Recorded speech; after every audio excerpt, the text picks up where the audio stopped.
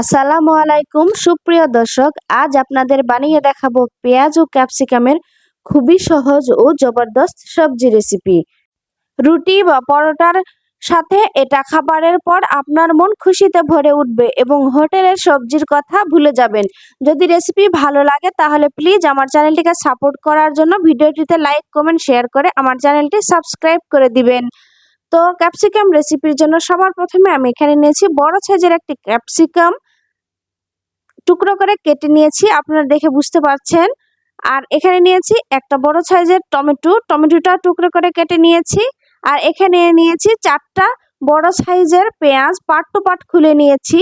আর এখানে নিয়েছি কিছু শুকনো মশলা, আমি বলে দিচ্ছি কি কি মশলা আমি ব্যবহার করেছি। এখানে নিয়েছি লবণ, ধনিয়া গুঁড়া, হলুদের গুঁড়া, মরিচের গুঁড়া, জিরা গুঁড়া, রসুন বাটা এবং আদা বাটা। সবগুলো আপনাদের সবজি অনুযায়ী আপনারা ব্যবহার করবেন। এখানে আগে থেকে কড়াই ও তেল দিয়ে রেখেছি, গরম হয়ে এসেছে। এখানে আমি 1/2 চামচ পরিমাণ 5 ফোড়ন দিয়ে দিলাম আর সাথে দিয়ে দিলাম পেঁয়াজ, যেটা আমি পার্ট টু পার্ট খুলে রেখেছিলাম। আই এম সরি, আমি এখানে 5 ফোড়নের কথা বলতে ভুলে গিয়েছি আগে। তো এরপর এটা হালকা নাড়ার পরে এর সাথে আমি দিয়ে দিচ্ছি টুকরো করে রাখা টমেটো দিয়ে এখানে হালকা করে একটু নেড়ে নিব। টমেটো থেকে বেশ পানি ছাড়বে, সে পর্যায়ে আমি এই মশলাগুলো সব এক এক করে দিয়ে দিব।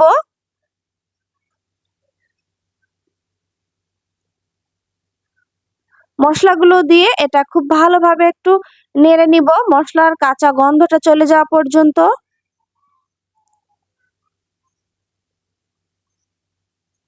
আর এরপর আমি এর সাথে অ্যাড করে দিচ্ছি ক্যাপসিকাম দিয়ে মশলার সাথে খুব ভালো করে মিশিয়ে নিতে হবে। অল্প কিছুক্ষণ নাড়ার পরে এখানে সামান্য পরিমাণ পানি দিয়ে এটাকে আমি কষাতে দিব। খুবই সহজভাবে আপনাদের সাথে রেসিপি শেয়ার করছি। এটা সকালের নাস্তায় রুটি পরোটার সাথে খেতে খুবই ভালো লাগে এবং আপনারা চাইলে রমজান মাসে ইফতারির পরে যে খাবারটা খাওয়া হয়, অনেকেই ভাত খায়, অনেকেই আবার ভাত খেতে চায় না, সেক্ষেত্রে আপনারা চাইলে এই সবজিটা বানিয়ে রুটি বা পরোটা দিয়ে খেতে পারবেন। খুবই সহজভাবে আপনাদের সাথে আমি দেখালাম, আশা করছি আমার এই রেসিপি আপনাদের ভালো লাগবে। এটা আবারও খানিকক্ষণ নেড়ে ঢাকনা দিয়ে দিচ্ছি।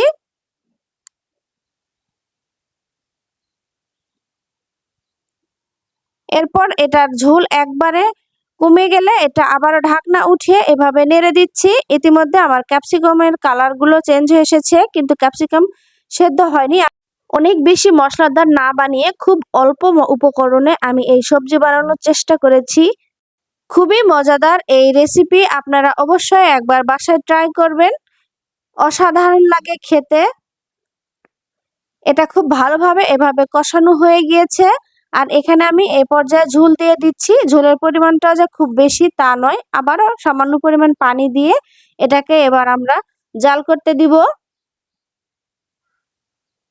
আর ইতিমধ্যে এটার কালারটা দেখুন কতটা সুন্দর এসেছে। খুব ভালোভাবে এটার বলক আসলে আমি আবারও এটাকে নেড়ে দিব।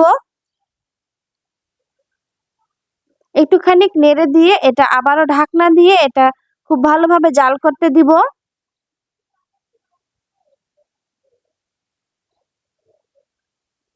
বেশ কিছুক্ষণ জাল হওয়ার পরে এটার যখন এভাবে ঝোল একদম কমিয়ে আসবে, সে পর্যায়ে আমি আবার এটাকে সুন্দরভাবে নেড়ে দিব আর এটার লবণটা চেক করে নিব। একটু হালকা রস রাখবো, যেহেতু এটা রুটি পরোটা দিয়ে খেতে হবে। একটু মাখো মাখো হলে সবজি খেতে কিন্তু অসাধারণ লাগে। আমার এই সবজিটা এবার হয়ে গিয়েছে। এবার চুলার জালটা অফ করে ঢাকনা দিয়ে দিচ্ছি। কিছুক্ষণ পরে এটা আপনাদের সাথে পরিবেশন করছি। দেখুন এটা কত সুন্দর হয়েছে। আর এটা রুটি পরোটার সাথে অসাধারণ লাগে। আশা করছি আপনাদের এই রেসিপিটি ভালো লেগেছে, আপনারা অবশ্যই একবার বাসায় ট্রাই করবেন। তো আজকের মতো বিদায় নিচ্ছি, দেখা হবে পরবর্তীতে নতুন কোনো ভিডিও নিয়ে। আল্লাহ হাফেজ।